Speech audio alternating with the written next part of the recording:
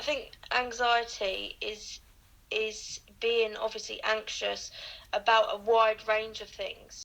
I think it's something that everybody's got a little bit of, and you don't know how they cope or if they can cope.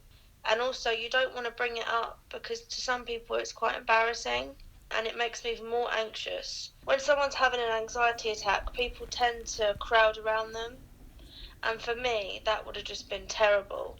I have like different coping mechanisms. Sometimes I will call my best friend or I'll ring my mum. They're the two main people. Or I just kind of sit down and think, because whenever I have a panic attack, or whenever I used to have a panic attack, I used to always worry about passing out. Like, that was the main worry I had, was passing out. Your adrenaline goes up and it's got nowhere to go.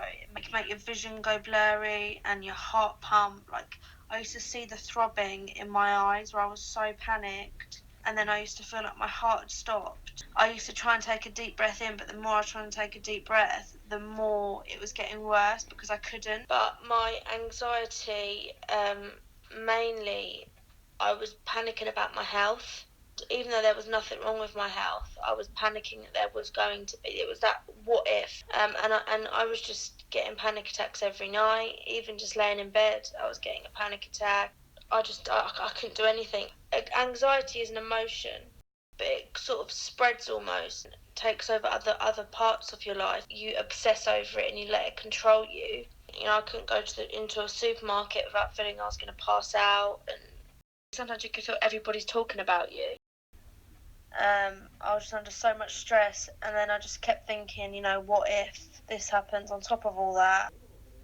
And it was always the what if. What if I go blind, or what if I have a brain tumour, or, any little niggling pain I had, I thought of the worst. If I had a pain in my chest, I thought I was having a heart attack. If I had a little pain in my head, a little headache, I thought, I had a bleed on the brain, or, it was just absolutely ridiculous. I think it can make you overthink things. You sit there, and especially when you're on your own, you almost have more time to think about things. You affect your own mood.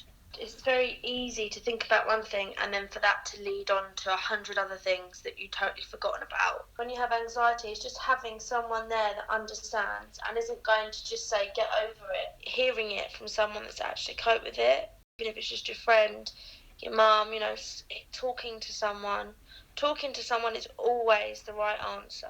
And I read this thing that said, you never know how strong you are until being strong is the only option that you have.